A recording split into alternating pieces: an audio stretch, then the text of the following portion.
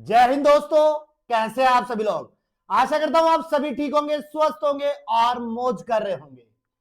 मैं अंकित एक बार फिर से आपके अपने एजुकेशन चैनल वासुदेव एजुकेशन में आपका स्वागत करता हूं। और दोस्तों, आज मैं आपके लिए बहुत बेहतरीन राजस्थान विश्वविद्यालय बोटनी बीएससी सेमेस्टर सेकंड के बड़े तगड़े और बड़े अच्छे क्वेश्चन निकाल के लाया हूं। और ये क्वेश्चन बड़े किफायती होने वाले हैं और बच्चों की ऑन डिमांड लेके आया हूं, क्योंकि बच्चे बहुत दिन से कह रहे थे सर क्वेश्चन कब आएंगे, सर क्वेश्चन कब आएंगे, सर जल्दी से क्वेश्चन लेके आओ। तो सर आपकी बात सुन लिए और क्वेश्चन लेके आए हैं। सर ने पहले भी कहा था और अभी भी कह रहा हूं, एग्जाम से 6 दिन पहले आपके पास क्वेश्चन आना स्टार्ट होता है और अभी भी 6 दिन पहले ही आपके पास में क्वेश्चन स्टार्ट होने वाले हैं। और ये क्वेश्चन बड़े किफायती, बड़े मजेदार होने वाले हैं, क्योंकि आपको याद होगा सेमेस्टर फर्स्ट में भी हमने आपको क्वेश्चन दिए थे और डिटेल टू डिटेल आपके पास में वो क्वेश्चन एग्जाम में छपे थे। तो आज मैं बेटा बात करने वाला हूं बेटा यूनिट फर्स्ट की। किसकी बेटा? यूनिट फर्स्ट की। और रहने वाले क्या है बेटा? Important question. रहने वाले क्या है बेटा? Important question. और क्वेश्चन कैसे है बेटा? जो आपके एग्जाम में, पेपर में ऐसे के ऐसे छप जाए, इसके बाहर आपके पास में कुछ भी देखने को नहीं मिलेगा, क्योंकि मैंने क्वेश्चन बनाए, मुझे पता है कहां से आएंगे। और ये पहले भी हुआ है, अभी भी हुआ है, मैं फिर से कह रहा हूं। ठीक है, तो आइए पहले क्वेश्चन की शुरुआत करता हूं बेटा। बड़ा शानदार क्वेश्चन मैंने लिख दिया है आपका यूनिट फर्स्ट का पहला क्वेश्चन। और क्वेश्चन है बेटा प्रोकैरियोटिक के डीएनए प्रतिकृति की प्रक्रिया। किसकी बेटा? प्रोकैरियोटिक में डीएनए प्रतिकृति की प्रक्रिया का वर्णन कीजिए बेटा। Describe the process of prokaryotic DNA replication. पहली बात तो ये। अब इस क्वेश्चन को बेटा मैं ऐसे भी लिख सकता हूं, बेटा अर्ध संरक्षी विधि के माध्यम से प्रतिकृति को समझाइए। किसको समझाइए बेटा? प्रतिकृति को समझाइए। पहली बात तो क्वेश्चन देखो। अब देखो, ये बात हो गई अपने पास में। अब यहां मैं बात कर रहा हूं किसकी बेटा? अर्ध संरक्षी की। अब अर्ध संरक्षी जहां ऐड हो गया ना बेटा, यहां हमारे पास में क्वेश्चन आता है बेटा मैसलसन व स्टोल के प्रयोग भी आपसे पूछ सकता है। देखो क्वेश्चन की गहराई समझो आप, बाकी छोड़ो अपने पास में। और मैंने पहले कहा था कि अगर आप तजुर्बेदारों से पढ़ोगे, तजुर्बेदारों से अगर सीखोगे, तो सीखने का मजा अलग आएगा अपने पास में, क्योंकि हम सिखाते हैं अपने पास में, रट्टा नहीं मरवाता हूं आपको। पहले भी करवाया है, दोबारा करवा रहा हूं। और इस बार आपको मैं एक सिंपल स्केच दूंगा कि अगर आपको ऐसी ही चारों यूनिट के क्वेश्चन चाहिए तो आप अपने वासुदेव एजुकेशन ऐप से पहले भी ले सकते हैं। अन्य जो भी केमिस्ट्री का आपका है, जो आपका बोटनी जूलॉजी का रहने वाला है, इसके अलावा एमडीसी जो एसईसी सब्जेक्ट होंगे उनके ले सकते हो। और बेटा दूसरी सबसे बड़ी बात, अगर आपको इस यूनिट फर्स्ट से रिगार्डिंग जो भी नोट्स चाहिए, जो भी मटेरियल चाहिए, वो आपको मिल जाएगा। और वासुदेव एजुकेशन ने बच्चों को ध्यान में रखते हुए इसकी प्राइस जो है वो मात्र 35 रुपए रख दी है, मात्र 35 रुपए। और इस 35 रुपए में आपको पूरा मटेरियल मिलने वाला है बेटा, पूरा मटेरियल मिलने वाला है, जिसमें आपको पूरे नोट्स ऐसे कैसे छपे हुए मिलेंगे अपने पास में, ऐसे कैसे नोट्स छपे हुए जहां से क्वेश्चन निकालोगे अपने पास में। अब सुनो, डीएनए प्रतिकृति की प्रक्रिया को समझाइए। अब डीएनए प्रतिकृति तो बेटा आपको पता है ये डीएनए है अपने पास से, और डीएनए से डीएनए बनाने की प्रोसेस, डीएनए से डीएनए बनाने की जो प्रोसेस है बेटा, वो रेप्लिकेशन कहलाती है। वो क्या कहलाती है बेटा? रेप्लिकेशन। अब इस डीएनए से डीएनए बनाएंगे अपन किसको? रेप्लिकेशन विधि से। अब सुनो, यहां प्रोकैरियोटिक की बात हो रही है, तो मेरे पास में बेटा बैक्टीरिया की, और बैक्टीरिया के अंदर आप रेप्लिकेशन प्रोसेस को डायरेक्टली समझा सकते हो। यहाँ पर एंजाइम्स काम आने वाला है, उनको लिखना है अपने पास में। 2 स्टैंड बनेंगे अपने पास में, लीडिंग और लैगिंग, उनको बताना है। ओकाजाकी खंड बनेंगे, उनको बताना है। विद डिटेल सारी चर्चा करनी है। अगर आपको ये नोट्स चाहिए तो अभी डिस्क्रिप्शन में जो नंबर मिलेंगे आपको, उसी पे मैसेज कर देना, आपको आपके नोट्स मिल जाएंगे बेटा। ठीक है, इसके अलावा हम बात करें बेटा प्रोकैरियोट्स में अनुलेखन की प्रक्रिया का वर्णन कीजिए। सुनो बेटा, क्वेश्चन को दोबारा समझो।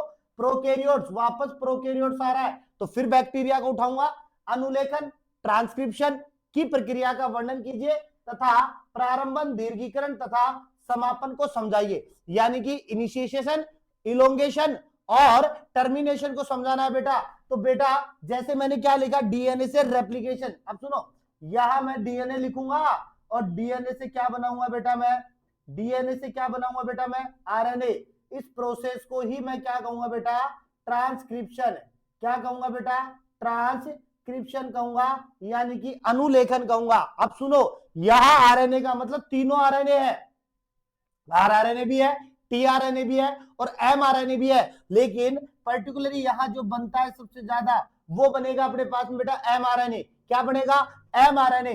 और अगर इस एमआरएनए से अपने पास में क्या बन रहा है बेटा, प्रोटीन, तो उसे हम कहेंगे ट्रांसलेशन। क्या कहेंगे, ट्रांसलेशन, अनुवादन कहेंगे। क्या कहूंगा बेटा, अनुवादन कहूंगा। याद रखना बेटा, क्या कहूंगा, अनुवादन कहूंगा अपने पास में। ठीक है, तो ये हमारे पास में बनने वाला है। अब इसके अंदर आपको प्रारंभन प्रोसेस को समझाना है, जहां पे आपको आरएनए पॉलीमरेज एंजाइम को बताना है यहां पे।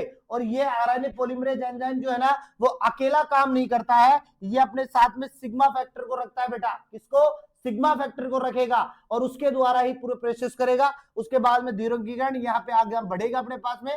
सपापन के लिए अपन आरएचओ कारक को उठा लाएंगे, रो कारक को उठा लाएंगे, जो इस प्रोसेस को कंप्लीट करेगा। तो इस प्रकार से अपने पास में दूसरा क्वेश्चन भी कंप्लीट होगा। ठीक है, इसके बाद में बेटा मेरे पास में तीसरा क्वेश्चन आता है, ज्यादा नहीं लेके आया हूं, बहुत कम क्वेश्चन लाया हूं बेटा मैं। आनुवांशिकी कूट क्या है, क्या बेटा, आनुवांशिकी कूट क्या है, यानी जेनेटिक कोड क्या है अपने पास में। इसके अलावा इसकी विशेषताओं का वर्णन कीजिए। अब सुनो, पीछे चलूं मैं वापस से, जैसे अभी थोड़ी देर पहले गया था, तो मेरे पास में देखो यहां से डीएनए था, डीएनए से डीएनए मैंने लिखा रेप्लिकेशन। मैंने क्या लिखा बेटा, रेप्लिकेशन। अब सुनो, डीएनए से मैंने क्या बनाया बेटा, एमआरएनए। एमआरएनए तो मैंने क्या लिखा बेटा यहाँ पे, ट्रांसक्रिप्शन। क्या लिखा, ट्रांसक्रिप्शन लिखा। अब एमआरएनए से मैंने क्या बनाया बेटा, प्रोटीन। क्या बनाया, प्रोटीन। प्रोटीन के लिए मैंने यहाँ क्या लिख रहा हूं बेटा, ट्रांसलेशन, यानी कि अपने पास में अनुवादन लिख रहा हूं। अब सुनो, ये प्रोटीन कहीं तो कोड होगा, कहीं तो कोड होगा। अब इनको कोड कौन करेगा बेटा, एमिनो एसिड। कौन करेगा, एमिनो एसिड। और इन एमिनो एसिड्स को, ये जो एमिनो एसिड्स होते हैं, जो 20 होते हैं, इन 20 एमिनो एसिड को कोड करने का काम किसका होता है, आनुवांशिकी कूट का। किसका बेटा, आनुवांशिकी कूट का होता है। अब आनुवांशिकी कूट कितने होते हैं बेटा, 64 होते हैं। कितने होते हैं, 64 कोडोन होते हैं अपने पास में। और इन 64 कोडोनों में से हमारे पास में 61 कोडोन जो होते हैं ना, वो तो सेंस कोडोन होता है, और बाकी 3 कोडोन जो होते हैं वो स्टॉप कोडोन होते हैं, जो नॉनसेंस कोडोन कह सकता हूं मैं उनको, जिनका जेनेटिक कोड में कहीं भी कोड करने में योगदान नहीं होता है अपने पास में। ठीक है, यहां एक मिथ्योनिन कोड मिथ्योनिन होता है अपने पास में, आनुवांशिकी कूट, जो स्टार्टिंग कोडोन होता है। कैसा होता है बेटा, स्टार्टिंग कोडोन होता है। कौन सा, स्टार्टिंग कोडोन होता है बेटा। और इसकी विशेषताएं आपको बतानी है कि ट्रिपलेट होता है अपने पास में। ठीक है, ये हमारे पास में अपहासित होता है अपने पास में। ठीक है, ये अपने पास में मिथ्योनिन जो है कोड करता है। 3 हमारे पास में स्टॉप कोडोन होता है। ये सारी चीजें आपको इस क्वेश्चन के अंदर बतानी है बड़े डिटेल तरीके से। अब सुनो, टिप्पणी लिखिए, टिप्पणी लिखिए। अब सुनो, टिप्पणी की मैं बात करूं बेटा, डीएनए प्रतिकृति में भाग लेने वाले प्रमुख एंजाइम। अब बेटा डीएनए प्रतिकृति में भाग लेने वाले एंजाइम बताने हैं, तो थोड़ी देर पहले जो पहला क्वेश्चन था वहीं से इस क्वेश्चन को उठाया है। तो यहां पे हमारे पास में सारे एंजाइम लिखने हैं जो मैंने आपको लिखवाए थे। जो मेरे पास में ऑनलाइन क्लास ले रहे थे ऐप पर, उनको भी मैंने लिखवाया है। जो ऑफलाइन ले रहे थे उनको भी मैंने लिखवाया है। और बेटा यहां पे मैं सिंपल सी बात जानता हूं, एक मैं बता के जाता हूं, डीएनए पॉलीमरेज, हेलिकेज भी याद रख लेना, लाइगेज भी याद रख लेना, टोपोआइसोमरेज भी याद रख लेना। अरे बड़े क्वेश्चन है, इन क्वेश्चनों की भी डिटेल अगर आपको चाहिए तो आपको केवल व्हाट्सएप नंबर पे क्या करना है बेटा, मैसेज करना है, ताकि आपके पास में चीजें पहुंच जाए। ठीक है, उसके बाद में हमारे पास में दूसरा आता है जीन एक्सप्रेशन। क्या है, व्हाट इज जीन एक्सप्रेशन, आपको बतानी है।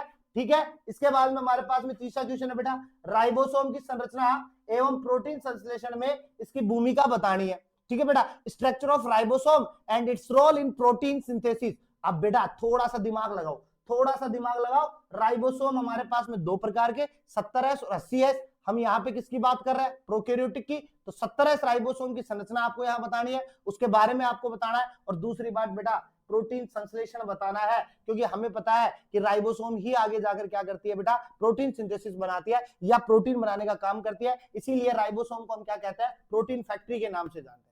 तो इस प्रकार से हमारे पास में टॉप 4 क्वेश्चन होता है, और मैं केवल टॉप 4 दे रहा हूं अपने पास में। केवल टॉप 4 दे रहा हूं, इसलिए मैं फिर से कहूंगा यूट्यूब की भ्रामकताओं में मत आओ और अपने पास में जो एक्चुअल चीज दे रहा है वहां पे थोड़ा सा ट्रस्ट करो। बाकी एनालिसिस आप कर सकते हो, आपकी सिलेबस आपके पास में है, नोट्स आपके पास में होंगे, क्वेश्चन उठा लेना, अपने टीचर से पूछ लेना क्या ये क्वेश्चन इंपॉर्टेंट है, वो आपको बता देंगे क्वेश्चन इंपॉर्टेंट है या नहीं है। तो मिलते हैं एक नेक्स्ट वीडियो के साथ में, तब तक आप बने रहिएगा और हमेशा की तरह बेटा मुस्कुराते रहिएगा। मुस्कुराना जीवन का अमूल्य पल है।